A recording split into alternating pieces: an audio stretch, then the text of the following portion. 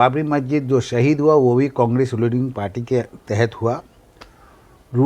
নিশ্চয় ভারতবর্ষের মুসলিমদের কাছে সবথেকে একটা দুঃখের বিষয়, মর্মাহত বিষয় যে জ্ঞানব্যাপী বা বিভিন্ন বিষয় নিয়ে বা বাবরি মসজিদে রাম মন্দির তৈরি করা এটা খুব দুর্ভাগ্যজনক বিষয় মনে হচ্ছে। কিন্তু দুর্ভাগ্যজনক বিষয় মনে হওয়া উচিত নয়, কারণ আজকে যারা ক্ষমতায় রয়েছে তারা কখনো মুসলিমদের হয়ে কথা বলতে চায় না, বা তারা যদি নির্বাচনী সময় বলেছে সেটা মুখের কথা, কিন্তু একেবারে পরিষ্কার তারা হিন্দু এবং হিন্দু রাষ্ট্র এবং হিন্দুদের নিয়ে কথা বলবে, এটাই স্বাভাবিক। কারণ তারা বারবার তাদের নেতাগুলো বলে থাকে মুসলিমদের আক্রমণ করে থাকে, মুসলিমদের পাকিস্তানে চলে যাওয়ার কথা বলে, বাংলাদেশে চলে যাওয়ার কথা বলে তারা। তাহলে তাদের কাছ থেকে এর চেয়ে বেশি আশা করা যায় না।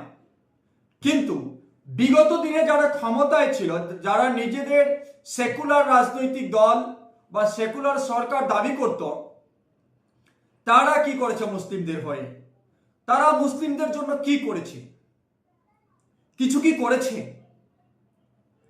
ঠিক বাবরি মসজিদ ইস্যু নিয়ে কলকাতার এসডিপিআই এর যে জেলা সভাপতি আফতাব সাহেব, তিনি কংগ্রেসকে আঘাত নিয়েছেন। কারণ 1992 সালের 6 ডিসেম্বর বাবরি মসজিদকে শহীদ করা হয় এবং সেই সময় ক্ষমতায় ছিল কংগ্রেস। কংগ্রেসের প্রধানমন্ত্রী পিভি নরসিংহ রাও তিনি বলেছিলেন, আমরা এটাকে রক্ষা করতে পারিনি, কিন্তু আমি বাবরি মসজিদকে পুনরায় নির্মাণ করে দেব। কিন্তু সেটা করেননি তিনি। পরবর্তীতে আবারও কংগ্রেস সরকার, মনমোহন সিং ক্ষমতায় থাকার সময় তিনি বাবরি মসজিদ নিয়ে কি করেছেন?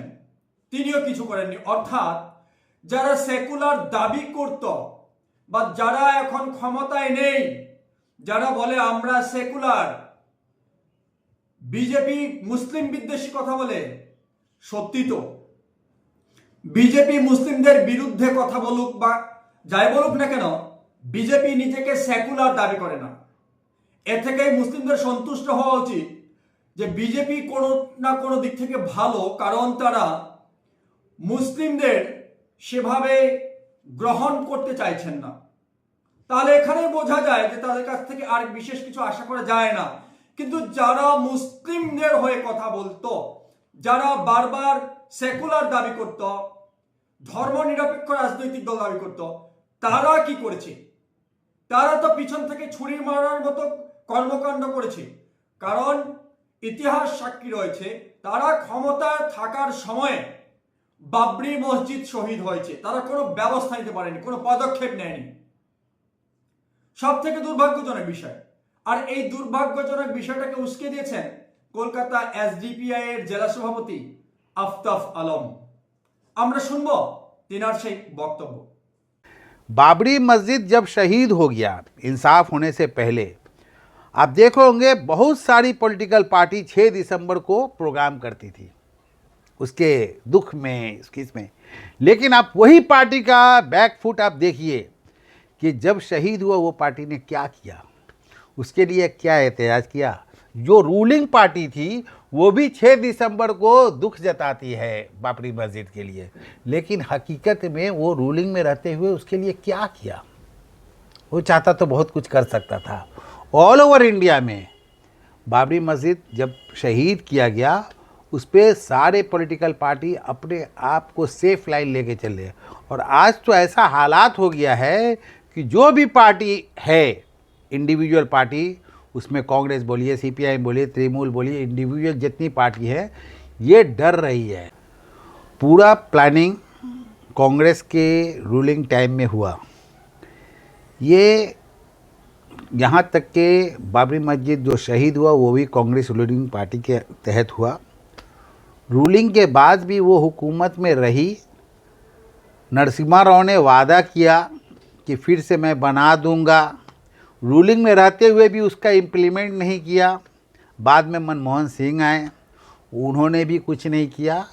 बीजेपी तो नेक्स्ट चैप्टर है, वो अपना एजेंडा को उसको समझ में आ गया कि कांग्रेस इनडायरेक्टली हमारे सपोर्ट में है, तो इसलिए उन्होंने स्टेप लिया और उसके बाद सारा कुछ को सेटअप किया।